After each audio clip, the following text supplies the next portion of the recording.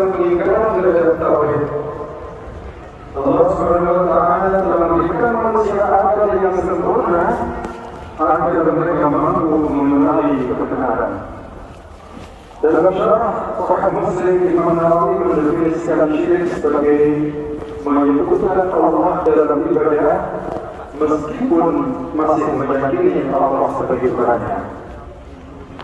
Manusia telah dituntut untuk menggunakan akalnya agar dapat mengenali Tuhannya. Sebagaimana firman Allah Subhanahu wa taala, "Inna fi khalqis samawati wal ardi wa ikhtilafil laili wan nahari laayatin lil albab."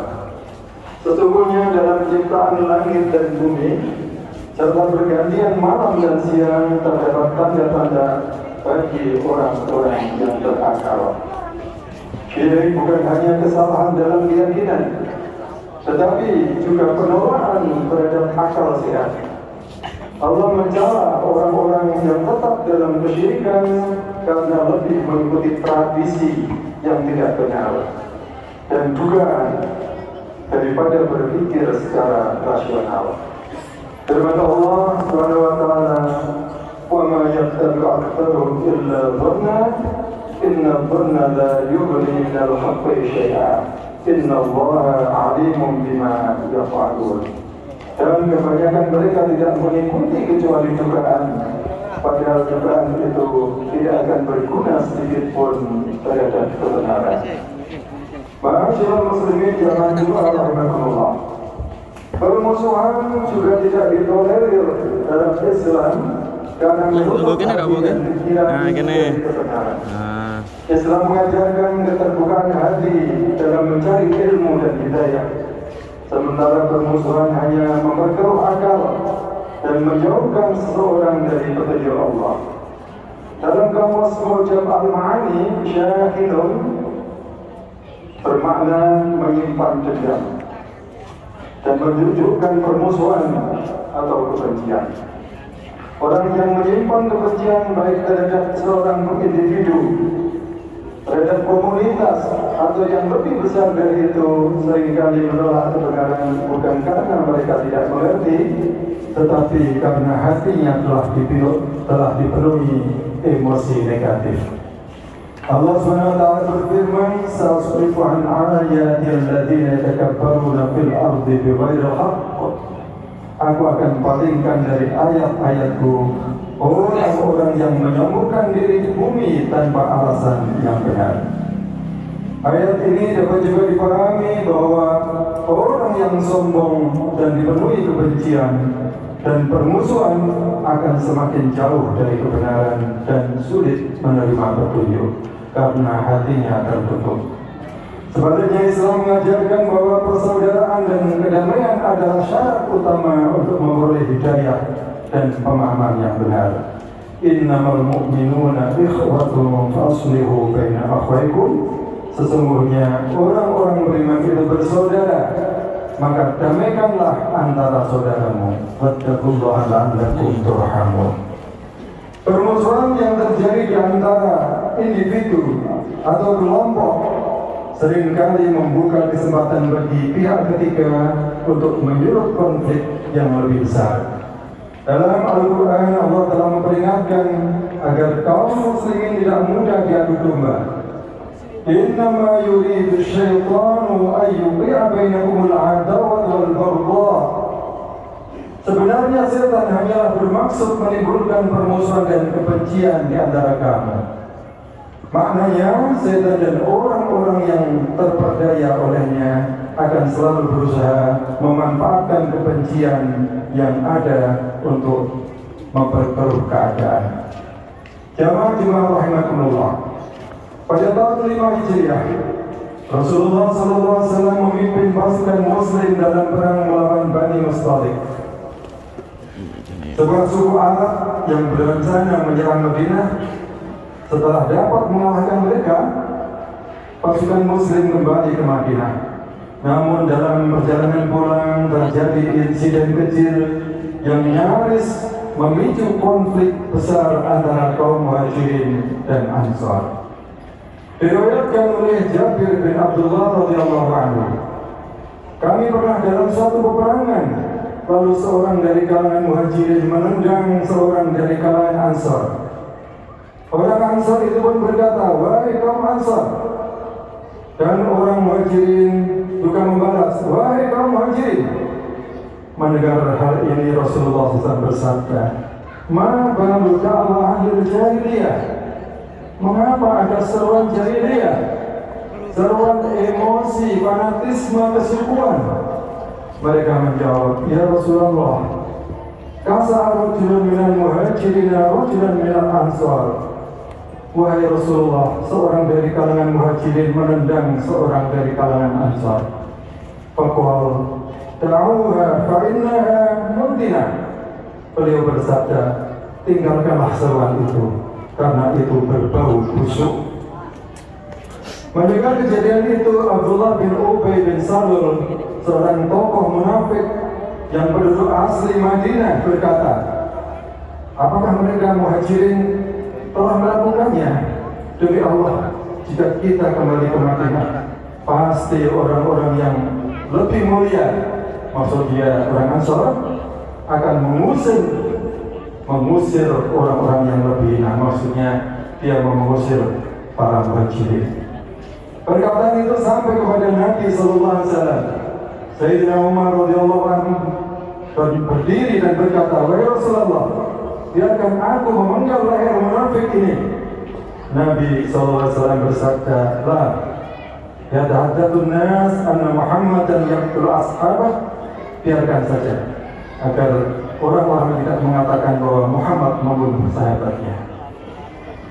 Ma'asyiral muslimin rahimakumullah, hadis ini menggambarkan insiden di mana terjadi perselisihan antara seorang muhajirin dan seorang ansar yang kemudian dimanfaatkan oleh setan lewat munafikin untuk menyebar fitnah dan memecah belah kaum muslimin. Perkataan Abdullah bin Ubay bin Salul tersebut diabadikan dalam Al-Quran surat Al-Munafiqun ayat 8. يقولون لئن رجعنا إلى المدينة ليخرجن الأعز منها الأذل ولله العزة ولرسوله وللمؤمنين ولكن المنافقين لا يعلمون. Mereka berkata, sungguh jika kita kembali ke Madinah, pasti orang yang lebih mulia akan mengusir orang yang lebih hina. Padahal kemuliaan itu hanya milik Allah dan Rasulnya dan orang-orang beriman, tetapi orang-orang munafik tidak mengetahuinya. Jemaah rahimakumullah, peristiwa ini dapat menjadi pelajaran berharga bagi muslimin Indonesia, terutama bagi oknum tokoh-tokoh yang tanpa urgensi apapun suka membuat gaduh, membuat onar, seperti mengklaim bahwa nasabku lebih baik dari nasab kalian. Kemudian ditanggapi oleh yang lain, Islamku lebih baik daripada Islam asal negeri kalian, karena lebih rahmatan lil alamin. Tak jarang disertai hinaan yang tidak pantas dari masing-masing pihak. Hingga akhirnya yang nampak justru ketidakbijaksanaan dari para muslimin tersebut. Kesombongan dari beberapa oknum menyulut konflik besar yang tidak bermanfaat. Setan dan kawan-kawan pastilah sangat bahagia setelah berhasil membakar emosi dan sentimen golongan untuk memecah belah umat Islam. Wala yasuddannakum asyaitanu innahu lakum aduwwun mubin. Jangan sampai bos kalian disesatkan oleh syaitan. Sesungguhnya dia bagimu adalah musuh yang nyata. Untuk itu saya mengajak saudara-saudaraku kaum muslimin, terutama para dai, para tokoh masyarakat, para pemimpin organisasi yang biasa bicara di muka umum, di media sosial, juga para konten kreator, pembuat video-video, bijaksanalah dalam menyampaikan kebenaran. Kasihinilah para pengikut Anda. Allah memerintahkan agar tidak saling merendahkan. Ya ayyuhalladzina amanu la yaskhar qaumun min qaumin asa an yakunu khairan minhum. Al-ayat. Wahai orang-orang yang beriman, janganlah suatu kaum mengolok-olok kaum yang lain karena boleh jadi mereka yang diolok-olok itu lebih baik dari mereka yang mengolok-olok. Rasulullah SAW bersabda, "Ana za'imun bi baitin fi rabadil jannah liman tarkal mira'a wa in kana mriqa." Aku menjamin sebuah rumah di tepi surga bagi orang yang meninggalkan perdebatan meskipun ia benar. Allah sangat menganjurkan sikap pemaaf dan berdamai sebagai jalan mendapatkan rahmat-Nya. Tidaklah sama kebajikan dan kejahatan. Tolaklah kejahatan itu dengan cara yang lebih baik, sehingga orang yang antara kamu dan dia ada permusuhan seakan-akan telah menjadi teman yang sangat setia. Ma'asyiral muslimin jamaah rahimakumullah. Hadis tentang nisfu Sya'ban tadi menyambungkan dua aspek utama dalam Islam. Tauhid, yaitu kesadaran tentang keesaan Allah, dan hubungan sosial, yaitu harmoni dalam bermasyarakat. Syirik menghalangi seorang dari rahmat Allah. Permusuhan dengan sesama manusia juga bisa menjadi penghalang ampunan Allah. Maka memahami tauhid bukan hanya soal akidah, tetapi juga soal kesadaran hati dan interaksi sosial yang bersih dari kebencian. Sungguhnya Allah melihat hambanya pada malam nisfu Sya'ban, lalu Dia mengampuni semua makhluknya kecuali orang musyrik dan orang yang saling bermusuhan. Barakallahu li wa lakum fil Qur'anil 'azim wa nafa'ana bihi wa iyyakum bima fihi minal ayati wa dzikril wa taqabbal minni tilawatan wassalamu akhir qawli hadza astaghfirullah al-'azim wa lakum astaghfiruhu innahu huwal ghafurur rahim. Allahumma shalli wa sallim wa zid wa anim wa tafaddal بجلالك وكمالك على زين عبادك وشرف عبادك سيدنا ومولانا محمد وعلى آله وصحبه وسلم ورضي الله تبارك وتعالى عن كل صحابة رسول الله أجمعين. الحمد لله على إحسانه والشكر له على توفيقه وامتنانه وأشهد أن لا إله إلا الله وحده لا شريك له وأشهد أن سيدنا محمدا عبده ورسوله الداعي إلى رضوانه. اللهم صل على سيدنا محمد وعلى آله وأصحابه وسلم تسليما كثيرا.